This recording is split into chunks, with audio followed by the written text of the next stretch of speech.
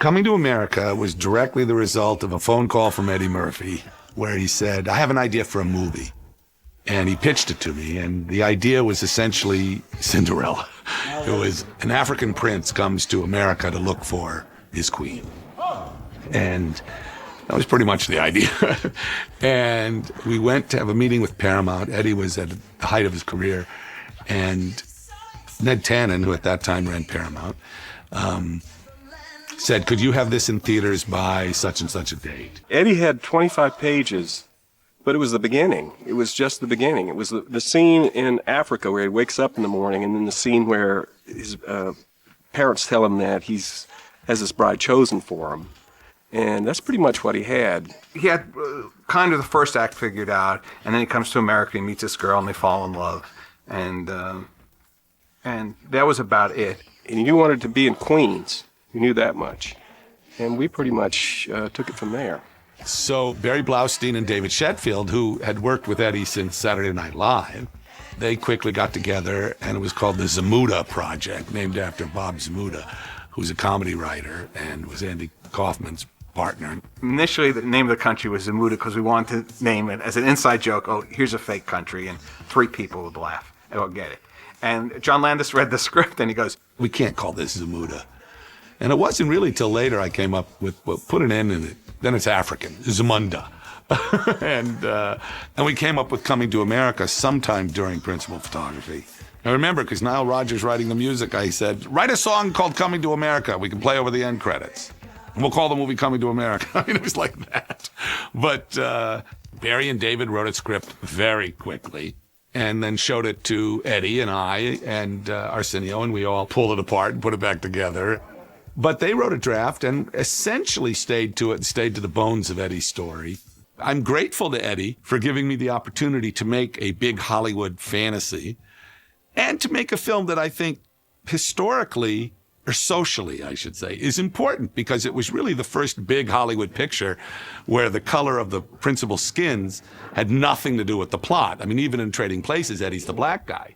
This was just a, fairy tale. Had a lot of jokes about African-American culture because they were African-Americans, but and this was a picture that was a huge success all around the world because everyone likes a fairy tale. We knew that we were making a Cinderella story, but it was an African Cinderella story, and that it would be unique, and that we hoped it would be colorblind. So that it was that anybody would go to this movie and not see it or understand it to be a black movie. I had done Animal House with John, and so I knew that the sweetness of the characters in the movie was a very important issue. And clearly, Prince Akeem has got his heart in the right place. So I knew that was going to work. I thought Arsenio was very funny. The girl, Sherry Headley, was terrific. James Earl Jones, all the right elements. And a very compelling story and a lot of heart. But Eddie was a different Eddie Murphy on Coming to America than he was on Trading Places. And there was a certain amount of friction between him and John. That didn't stop Eddie from recommending John to direct the movie. Working with Eddie was not a problem. I mean, in terms of directing him and working together and improvising and stuff. He was a very different guy than the guy I'd made Trading Places with. He once said to me, you treat me like you treat everybody else. I thought, isn't that a good thing? And then I realized maybe he meant I wasn't obsequious enough or something. But I do know he is a spectacular mimic. And if you say, sing like Jackie Wilson, sing like Frank Sinatra, sing like Stevie Wonder, sing like Marvin Gaye, sing like Otis Redding, sing like James Brown, he can. Perfect. Fabulous. Sing like Eddie Murphy, he's got no voice. So he's a mysterious guy. And it saddens me only because I remember the Eddie Murphy of Trading Places as such an enthusiastic and joyful and happy guy. But he's a great talent, and I'm pleased with his performance in the film. Great thing about working with Eddie is Eddie makes your stuff even better. And he never changes it that much, and when he does change it, it's almost always for the better.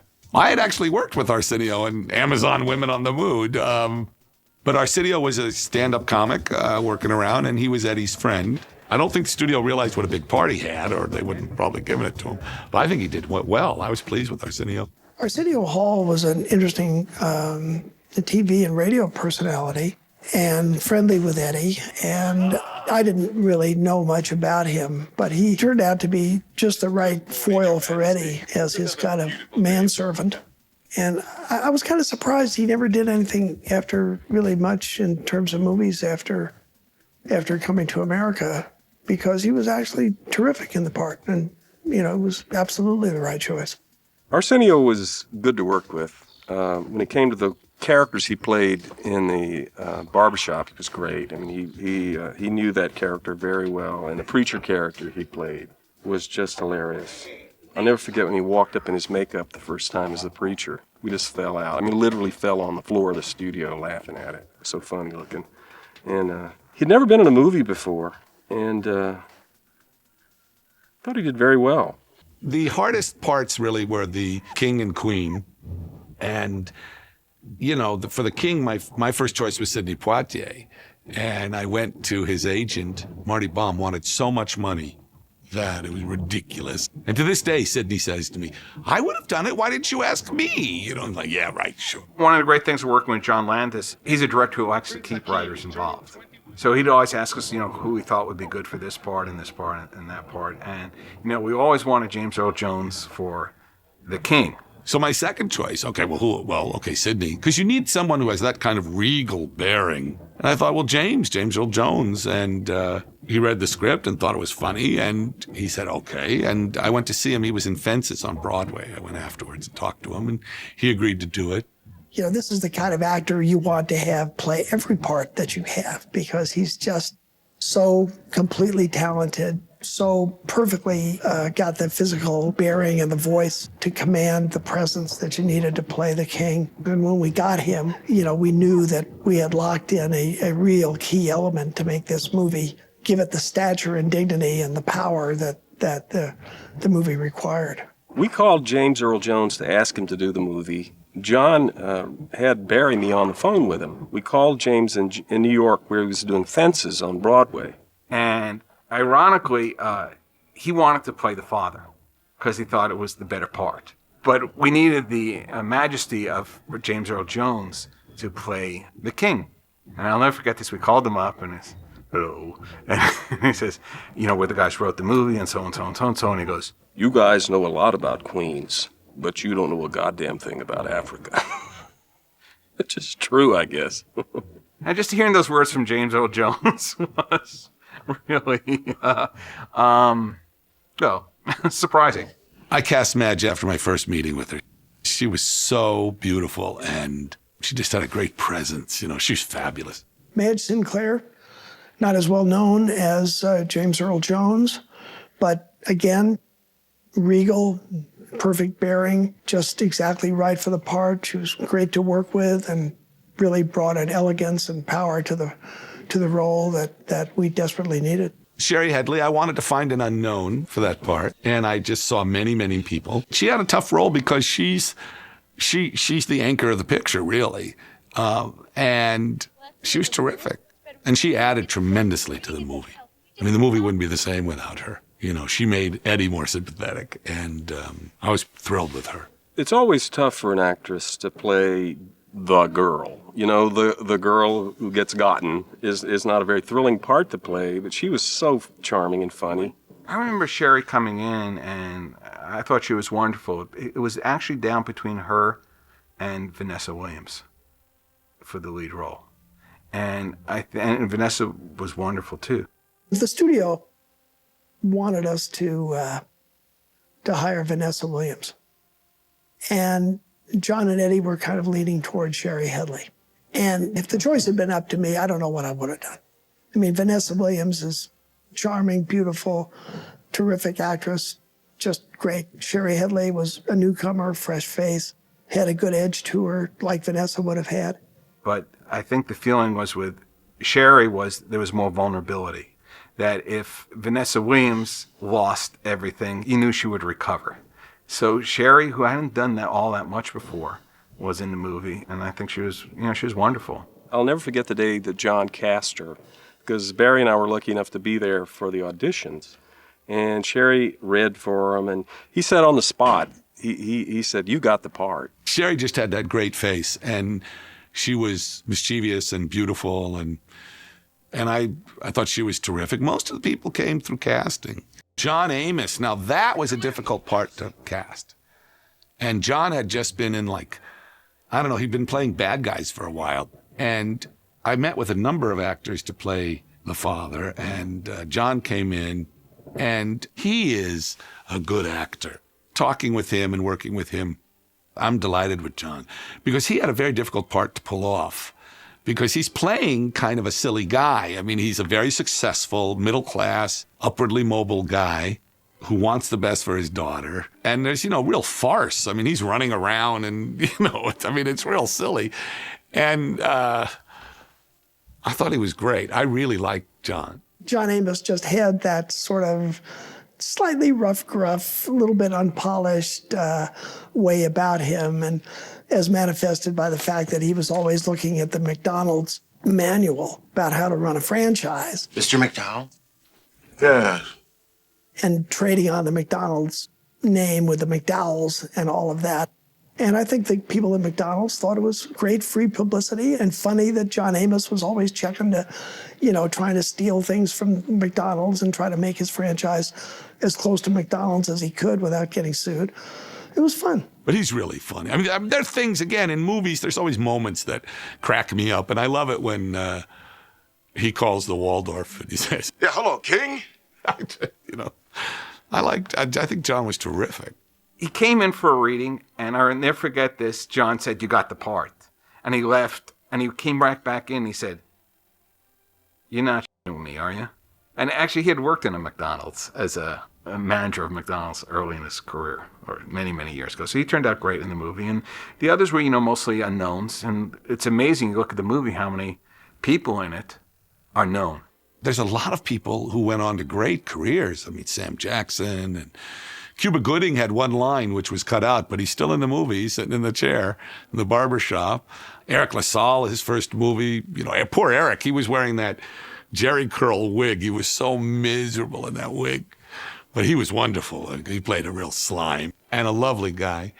It's funny that he became such a serious leading man, action man, kind of intense, because he's funny. Eric's a very funny guy, and I enjoyed working with Eric very much. There's a lot of improvisation in that movie. That whole McDonald's thing was so silly, and we had to get permission from McDonald's to do it.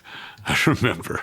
It was a very complicated thing to create a faux McDonald's without being sued by McDonald's, and it was very much like it is in the movie. I remember when we were trying to deal with this situation with McDonald's, the studio said to me, "Don't even waste your time. They're never going to let you do that. They have kind of a lock on the MC derivatives, and you'll never get them. They won't even talk to you." And we thought surely McDonald's would say no. And to our amazement, they said okay, because they liked the fact that we were pointing out that the McDonald's guys were after him, trying to enforce their copyright, and that he was out of line calling it McDowell's. We sent the script to McDonald's, and they had no problem with it, except the only thing is they said when it's held up, don't have the money put into a McDonald's bag or McDowell's bag, just put it in a plain bag. And I said, fine, that's great. So they had no problem. They had a sense of humor. And what they did for the film is we took over a Wendy's on Queens Boulevard in New York. It's still there. And we transferred it into this ripoff of McDonald's called McDowell's. People were stopping there all the time for food, thinking it was a McDonald's or something. That looks good, let's pull in there. And it was snowing and it was cold. What happened is there was a McDonald's about 4 or 5 blocks away. And the first day of filming, the guy who owned that McDonald's came by with lawyers threatening to shut down McDowell's because he thought they were ripping off McDonald's. And so they had to call corporate McDonald's and tell them they're in on the joke and all this stuff. That's how we came up with McDowell's. Randolph, leave me alone, Mortimer. Randolph! I remember that Ralph said to me, because Deborah and I were very friendly with Ralph, and he said, Mortimer, we're back. hey, we should be in the movie. Why don't you have the Duke brothers in it? And I thought, okay, that's a great idea. But George says it was his idea, and I was against it, which I don't understand. I recall something very different than George Folsey, and he recalls something very different than Deborah, who recalls something very different than, it depends on who you talk to. What I do remember is that was cold. Well, that was shot underneath the Brooklyn Bridge, and the wind coming off the river was bitter cold. And by that time, Ralph and Don were in their mid-80s, and I felt terrible. I thought, oh my God, these guys are going to freeze to death. I mean, it was freezing, below freezing. It was numbing, the cold. And here are these two gentlemen from the old school who were having to do a scene where they're lying down on the ground. I was concerned about them. I mean, Ralph Bellamy was well up into his 80s by then, and Don Amici was no kid. And they had such enthusiasm for that scene. It was hilarious. Well, Ralph and Don were thrilled and delighted to do it. They thought it was a great idea, and they were happy to come back. And I think one of the reasons that people reacted so well to that scene was starting about 1983, the studios were beginning to embrace the idea of home video. And Trading Places was a very, very big VHS cassette seller. And I think lots of people had run it, and they'd probably run it before they went to see Eddie and Coming to America. And so it was fresh in their minds. So it worked to our advantage very well. They wanted to do improv.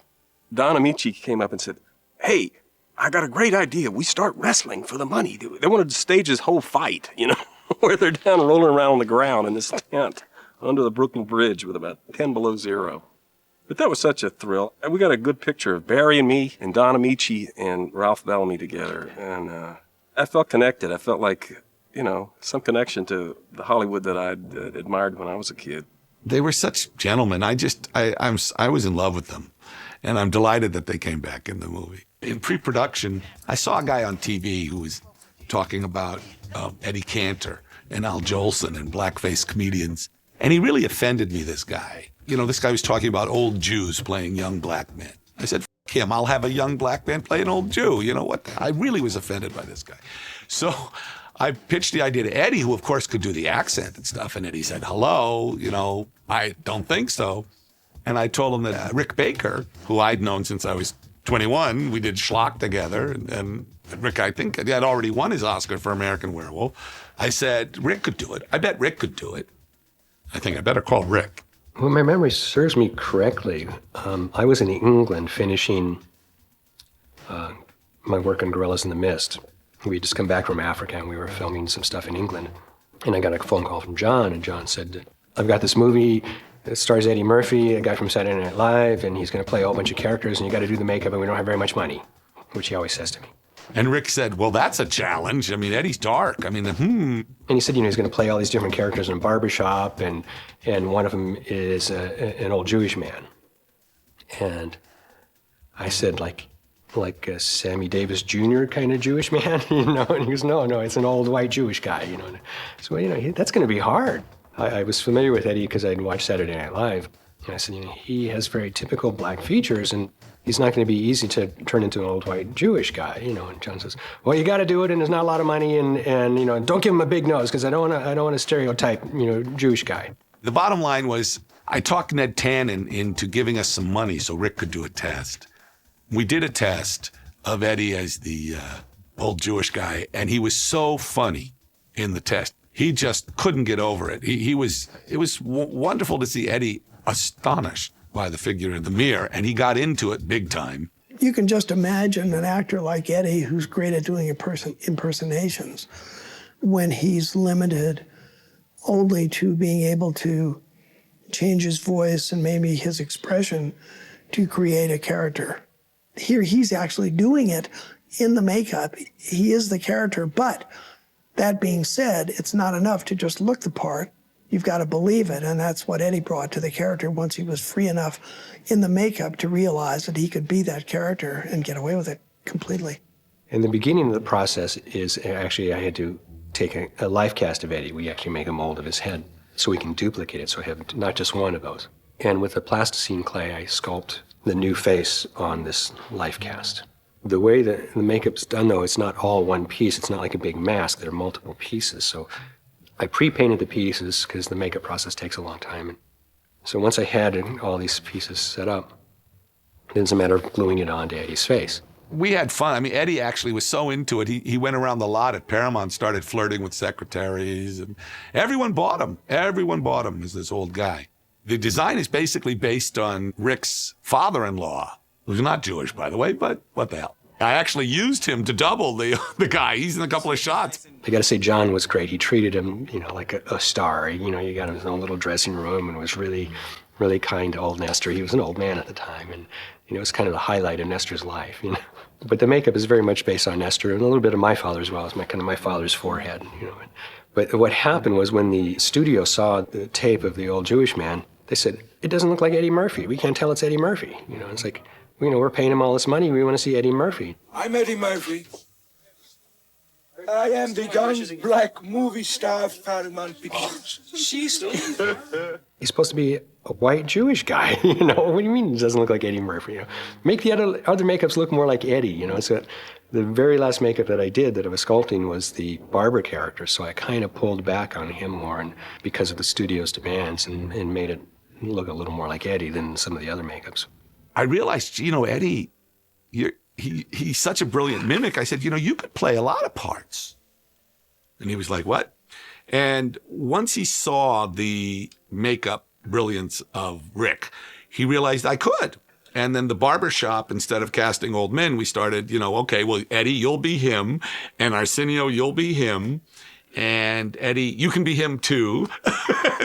And the studio production guys are going, wait, there's 5 people in the scene and 3 of them are Eddie. Oh my God, blue screen, green screen, split screen.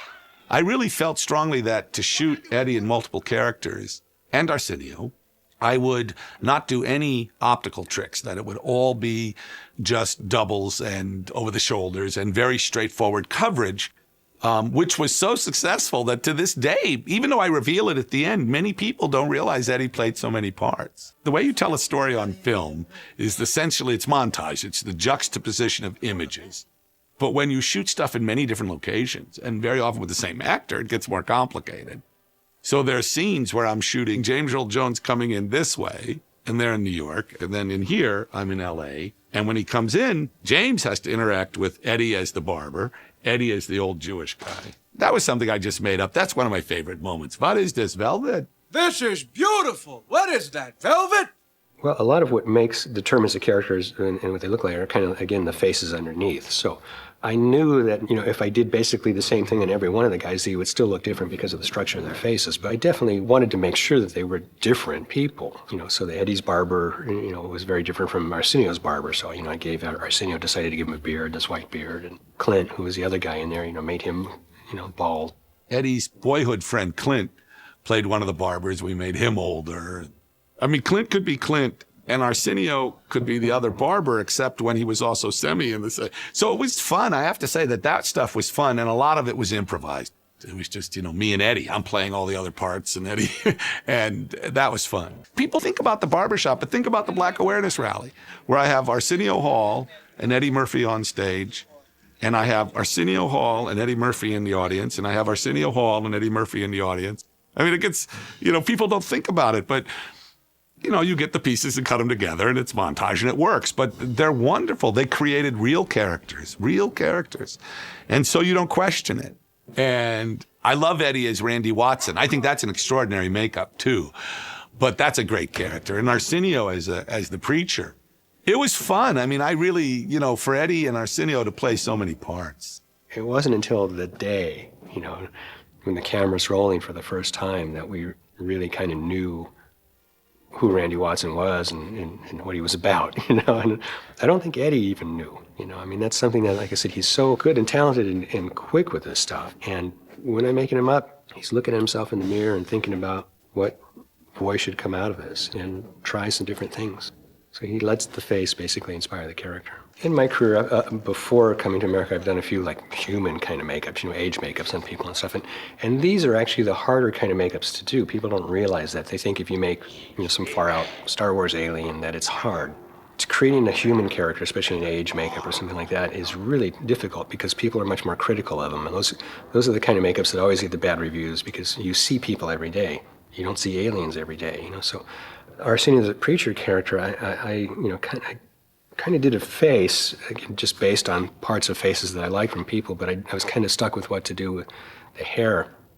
And I actually saw, looking for reference, I found some pictures of Al Sharpton, I think it was, and kind of did hair similar to him. I thought I liked that kind of like straight and, processed, hairstyle. So you don't know what they're going to do with it. I didn't know how he was going to play this part. And it was, kind of on the first day that he was made up that we found out what the preacher was going to be like. And it was kind of a fun thing to watch. I don't let people be bad. I mean, there's a very real thing in film, which is that you should trust your director. I mean, he's the guy with the scissors.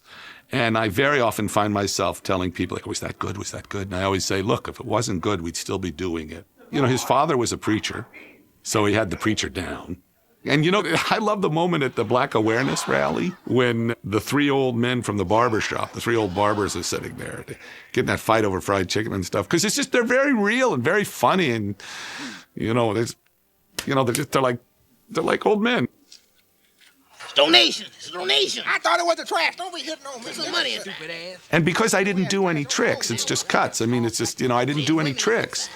I think that helped. Although, on the other hand, even though it's all revealed in the end credits, I showed who everyone was, I really believe a lot of people still don't know that Eddie and Arsenio were all those people. When Eddie realized that Rick Baker could help him be literally someone else, it freed him in a way that was quite remarkable. In fact, if you look at his work since then, he's really good in disguise.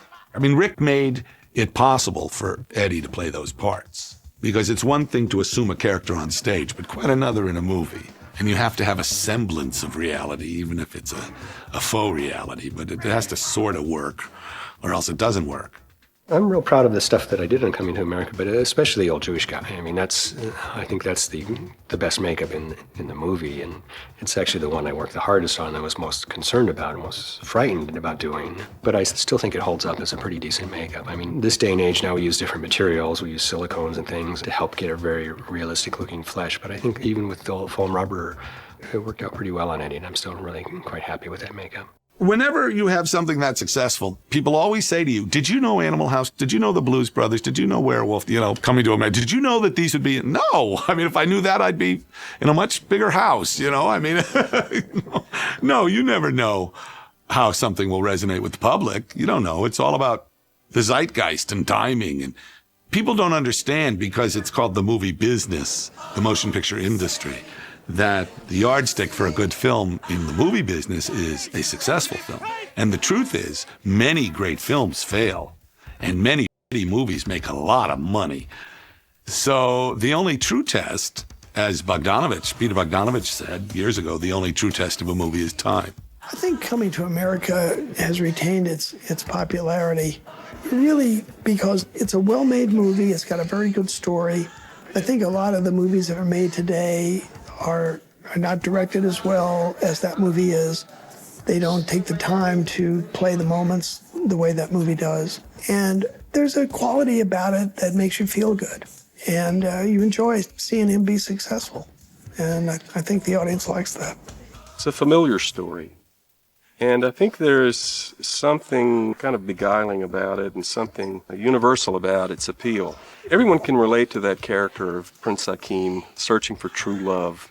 And it's a uniquely American story, too, because it is, after all, about an immigrant, albeit a royal immigrant, but an immigrant nevertheless. And we are a nation of immigrants. And I think people can relate to that. I've heard so many people come up to me with accents from other lands who said, my favorite film in the world is Coming to America. And that means a lot to me. It was a great, great experience while when the movie came out, and people really responded to it. Everyone thinks it's a great family film, yet it's rated R, and it's really profane. Because I remember, my daughter was about 4 years old when it came out, and I took her to see the movie, and I said, there's some words here that Eddie uses in the movie that you really shouldn't use, right? And we're watching the movie, and the barbershop scene comes on, and you hear Eddie go, you stupid mother, And my daughter goes, oh, Daddy. I go, what? Oh, he called him stupid.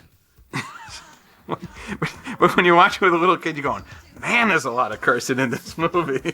I think ultimately the reason I did it is the reason I'm most proud, is that, I did it for three reasons. I did it because I realized, these are black people and the story has nothing to do with that. Now that's not as uncommon, but then it was quite radical. And I'm proud of that. The other reason I did it was for money, and it made a lot of money. And the third reason I did it was to exploit Eddie's stardom at that moment, to get to do a big dance number and build all these nice sets. I mean, there are things I like very much in the movie. I loved working with James Earl Jones. I loved working with Madge and John Amos and Eric LaSalle. And I thought Louis Anderson was funny. Arsenio and Eddie, the movie's filled with good performances. Sherry, it's a huge cast. And, it was beautiful. And to work with that kind of budget, is very unusual. I mean, it's no longer a big budget, but at the time it was considered a big budget. You could say, well, I need 600 people on the stage and they all have to be dressed in costumes that we're building.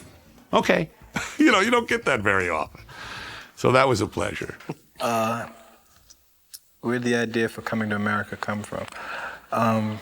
It was first called The Quest, and it was Eddie's idea. It was God. I lied. It was called The Quest. I was trying to come up with something to do that would be really different. A piece where I would play something other than Eddie. Because I've been Eddie in most of my films. I wanted to do something that was like a character piece. And we came up with The Quest. I came up with it on tour, when I was on tour, in the back of a bus. The Quest! And I wrote it down. And he called me, he said, how would you like to stop doing Ghostbusters cartoon? I flew to Jersey. How did you guys get to know each other? How did you get to know each other? Arsenio insulted me in a magazine. That's bullshit. Arsenio said in a magazine reporter called me and said, Eddie Murphy says there are only 2 comedians in America, him and Richard Pryor. You and Jimmy Walker and all the rest can't be counted. And I went crazy on the telephone. You tell Eddie Murphy I said he had a peanut head. And I just went crazy. And that's how we met. He came to LA to beat me up. But the only he thought thing I was 5'4". But that's Prince. Prince is 5'2". Oh, sorry, Prince. No, actually, the first time I met you, he was telling me that he had seen me on TV and he was turning past. And I was turning past and I saw it, and I thought, oh, what am I on? I thought it was me. And I turned back and I was like, his nose is too small to be me. Who is that? Yeah, it's a white man's And he was funny, and that's the first time I saw him. That's not the first time I met him. Ever since then, we've been doing this. At clubs all over the country. And we'll be coming to a city near you real soon. Are there any similarities between Akeem and Eddie and Arsenio and Semi? Are you playing your own characters, or what are the similarities or differences between your characters and yourselves? I think my character is very much like me, because he's very chauvinistic, and it's a drawback, but I am very chauvinistic. It's a negative quality. I'm not proud of it. I'm very much like Simi. I wouldn't want to leave Zamunda and go to Queens. And his character is a lot like him, even though he hides it. He is very, very sensitive, and he's a lot of the things that Akeem is.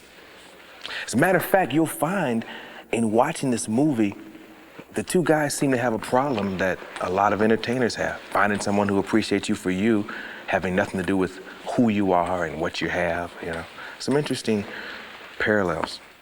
I'm sorry, did I hog up the question? No, he answered the question pretty good. Yeah. Do you agree with it? Most of it, yes. All right, yes. Good. What's the most fun you've had working on the film? I told him this morning, I bet you'll agree. What single incident since we've been doing this film changed filmmaking as we know it? The most fun we've had. Not the time Fruity had to, no. No, what have we, the most fun we've had? I did it or you? We all did it. Changing filmmaking as we know it. I'll give you a hint.